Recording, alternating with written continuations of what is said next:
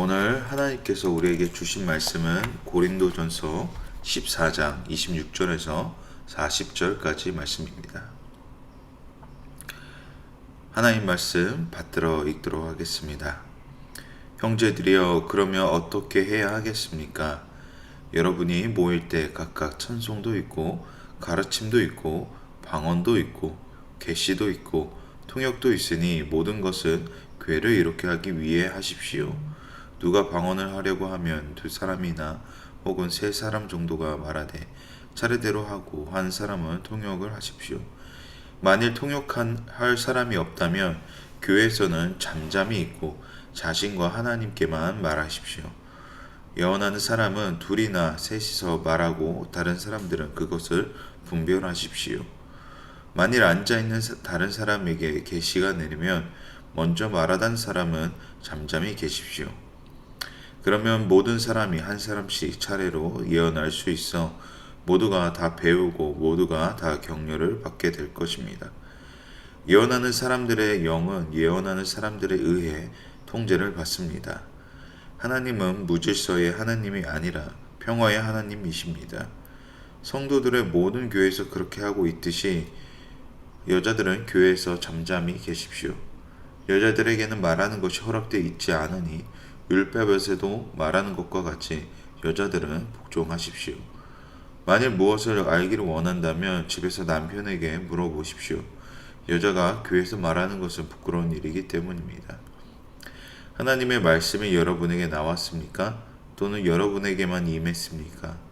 만일 누구든지 자신을 예언자나 신령한 사람으로 생각한다면 그는 내가 여러분에게 쓰는 것이 주의 명령임을 아십시오. 만일 누구든지 이것을 인정하지 않으면 그도 인정을 받지 못할 것입니다. 그러므로 내 형제들이여, 예언을 간절히 구하며 방언으로 말하는 것을 막지 마십시오. 함께 읽겠습니다. 모든 일을 적절하게 하고 또 질서 있게 하십시오. 아멘. 14장 전반절에서는 은사의 사용 목적을 비교하고 있었다면 후반절에서는 그 은사를 어떻게 사용하는 것이 옳은 건가에 대해 바울은 전하고 있습니다. 우리 26절 다시 한번 읽도록 하겠습니다. 형제들이여, 그러면 어떻게 해야 하겠습니까? 여러분이 모일 때 각각 찬송도 있고 가르침도 있고 방언도 있고 계시도 있고 통역도 있으니 모든 것은 교회를 이롭게 하기 위해 하십시오.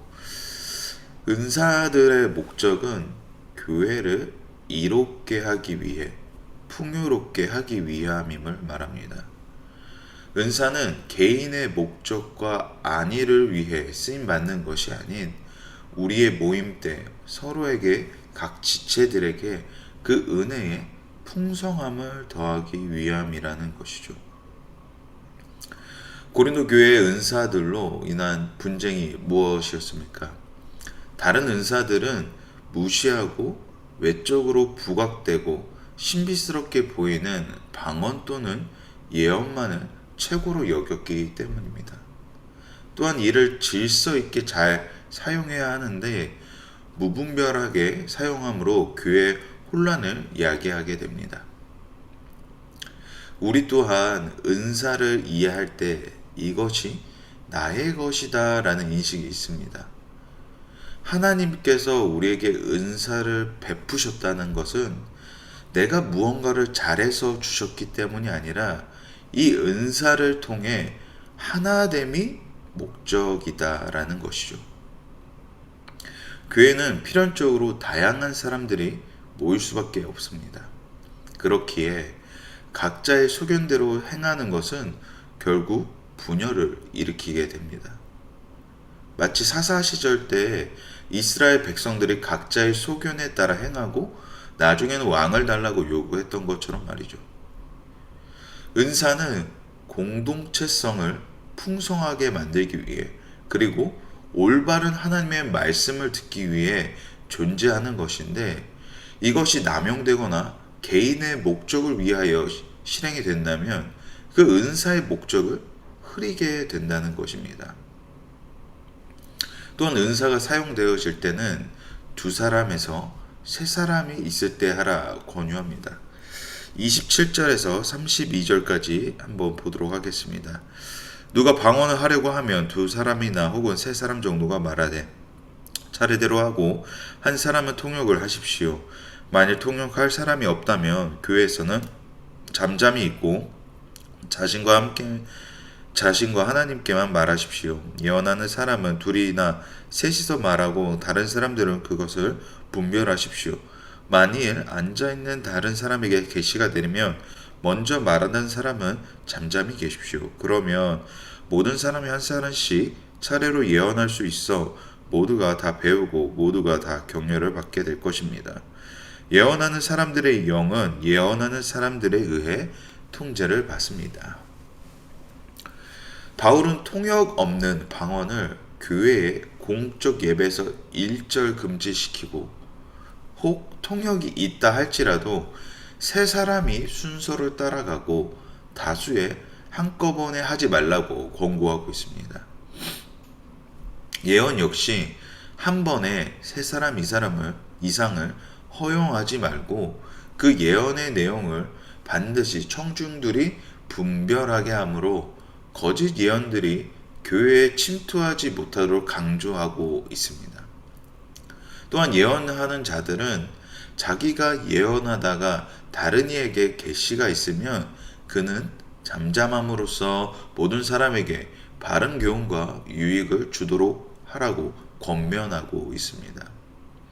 그렇다면 바울은 왜 방언과 예언을 통역 없이는 하지 말라고 했습니까? 왜냐하면 방언과 예언은 개인의 목적으로 주어진 것이 아니기 때문입니다. 우리가 앞부분에서 나누었듯이 방언과 예언은 외적인 신비함이 드러나 그 사람의 뛰어남을 자랑케 하는 것처럼 하는 교만에 빠질 수 있기에, 그렇게 보일 수 있기에 바울은 통역 없이는 하지 말라고 권고한 것입니다. 은사는 풍성한 은혜의 나눔을 위하여 하나님께서 베푸신 것이지 자기의 자랑됨을 자랑하고자 주신 것이 아닙니다. 자기의 자랑이 될 경우 결국 그 은사는 내가 무언가를 하였기 때문에 주어진 것처럼 여기는 교만이 되어버린다는 것이죠. 사람의 의로움으로 인해 주어진 것이 아님을 바울은 계속해서 강조하고 있었던 것입니다. 그러므로 두세 사람이 모일 때만 예언과 방언을 하라고 합니다. 그 이유는 고린도 교회는 고정된 예배의 순서가 없었습니다. 예배자들을 위한 주보나 사회를 보호해야 하는 리더에 대한 언급조차 없었던 것을 보면 모든 교인들은 성령의 감동에 따라 모임 전체가 흘러가게 되었고 그 결과 각자의 은사를 무분별하게 사용하게 되었다는 것입니다. 그렇게 되니까 어떻게 되었습니까? 예배는 즉흥적이고 역동적인 모임이 되어버렸습니다. 예배는 질서가 섰을 때 온전해집니다. 왜냐하면 그 예배의 대상이 예배의 목적이 하나님이시며 그 대상이신 하나님께서 질서의 하나님이시자 화평의 하나님이시기 때문입니다. 또한 은사는 질서 있게 행할 때 그 은혜가 드러나게 됩니다. 그럼 질서란 무엇이냐? 하나님의 창조 세계에서는 굉장히 중요한 부분입니다. 우리가 주님 앞에 간절한 마음으로 간구합니다. 그런데 우리가 기도를 했다고 해서 하나님께서 이루시는 것이 아니라 하나님의 질서 가운데 있기에 이루어질 수 있다는 것입니다. 우리가 쉽게 착각할 수 있는 것은 내가 주님께 속해 있다라고 생각하는 것입니다. 내가 주님께 속한 것이 아니라 주님께 내가 속하게 되었다라는 것입니다. 다시 말해서 하나님의 섭리에서 질서에서 벗어난 것은 아무런 효력을 발휘하지 못합니다. 왜냐하면 하나님께서 이 땅을 창조하셨기에 그분의 질서만이 이 땅 가운데에 작용할 수 있다는 것입니다. 무분별한 은사의 사용은 한국 교회에서도 많이 나타났습니다. 제가 어렸을 적에 그런 집회나 여러 가지의 것들을 보게 되면 성령의 불을 받아라, 방언을 말해라 하는 모습들의 인식은 마치 신비한 체험이 없으면 그리스도인이 아닌 것처럼 구원받았다는 어떠한 증거의 표시로 방언을 받는 것으로 마치 자랑과 같이 우리가 이것을 생각했던 것을 기억하고 있습니다. 다시 한번 말씀드리지만 방언은 단순히 심미적 체험으로 우리에게 주어진 것이 아니라 정확한 이해 속에서 사용되어져야 합니다. 방언은 천사의 말입니다. 즉 초자연적인 성령의 은사라는 것이죠. 그 성령의 은사가 나의 자랑을 위함이 아닌 경쟁적 외적 표현에 있어 드러날 수 있는 것이 아닌 오직 성령 하나님의 인도하심에 따라 방언이 가능케 된다라는 것이죠. 다시 말해 방언은 혼자의 유익을 위하여 주어진 것이 아닙니다. 방언을 통하여 교회 공동체가 더 풍성하기 위하여 하나님께서 베푸신 것이라는 것이죠. 29절 함께 보도록 하겠습니다. 예언하는 사람은 둘이나 셋이서 말하고 다른 사람들은 그것을 분별하십시오. 다른 사람은 분별해야 함을 말합니다. 이것은 모두가 성령을 소유하고 있기에 예언을 통역하는 데 동참할 수 있다는 것입니다. 하나님께서 은사를 주신 것은 다른 지체들보다 높은 위치에 있기를 원하시는 것이 아닌 예수 그리스도를 구주라 시인하는 자들이 모두 함께 누릴 수 있는 것임을 전하고자 한 것이죠. 그래서 30절과 32절에서 이렇게 30절부터 32절에서 이렇게 얘기하고 있습니다. 만일 앉아 있는 다른 사람에게 계시가 내리며 먼저 말하던 사람은 잠잠히 계십시오. 그러면 모든 사람이 한 사람씩 차례로 예언할 수 있어 모두가 다 배우고 모두가 다 격려를 받게 될 것입니다.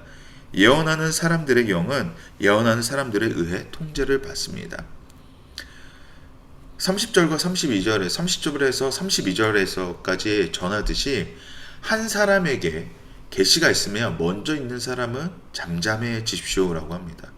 그리고 모든 사람이 차례대로 예언을 하며 함께 배우며 함께 격려받는다라고 얘기를 하고 있습니다.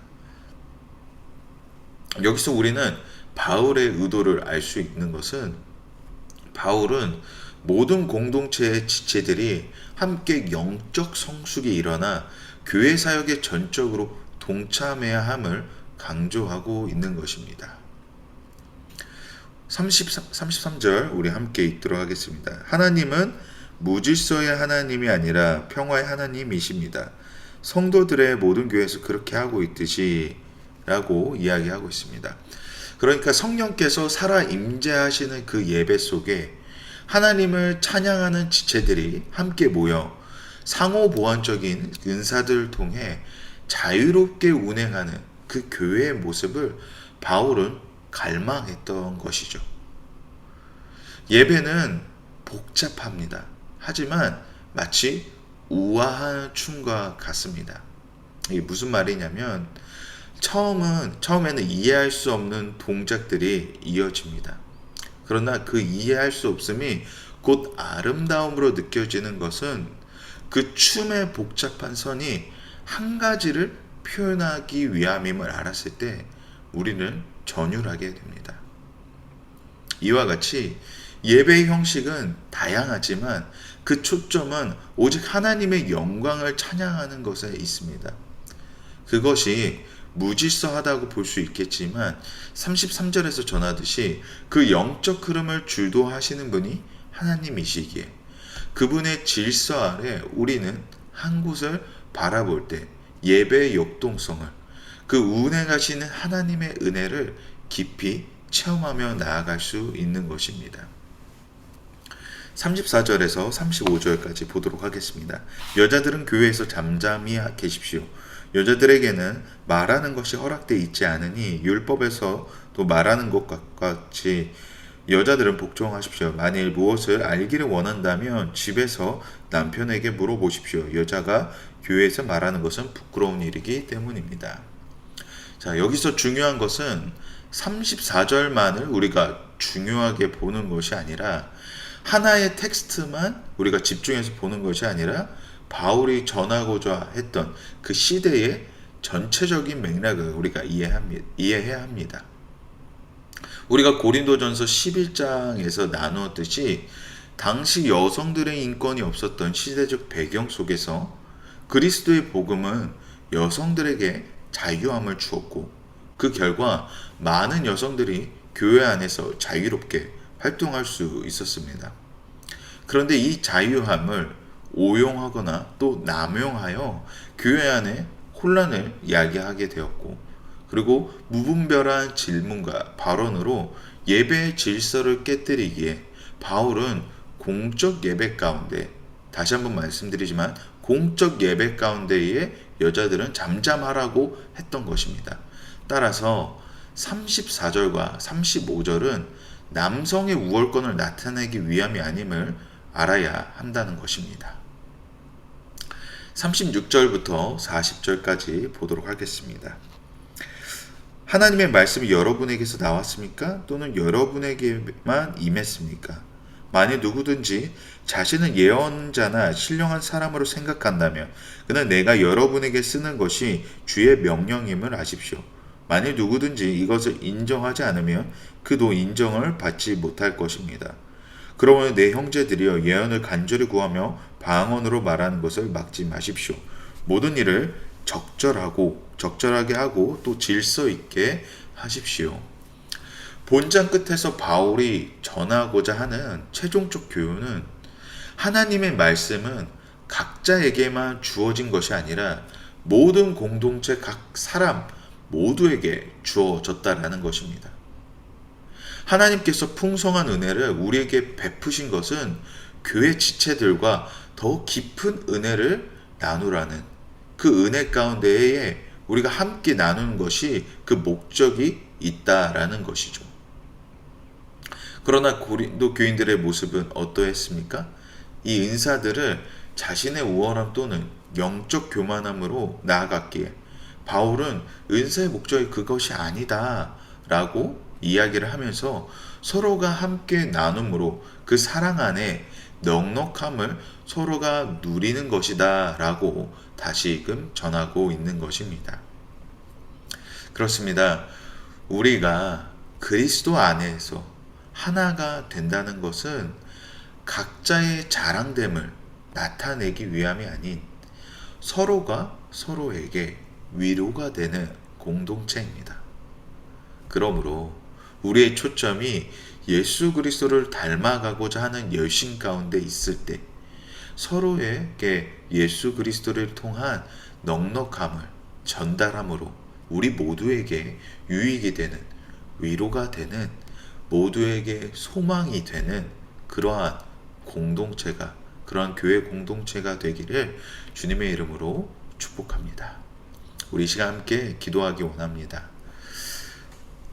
우리 함께 기도하실 때에 우리의 모든 모임 가운데에 주인 되시는 분은 오직 주님 한 분이심을 선포합니다. 모든 은사가 주님께로부터 주어졌음을 알게 하시고 그 은사가 사용되는 곳곳마다 주님의 은혜만을 자랑하는 자리가 되게 하여 주시옵소서.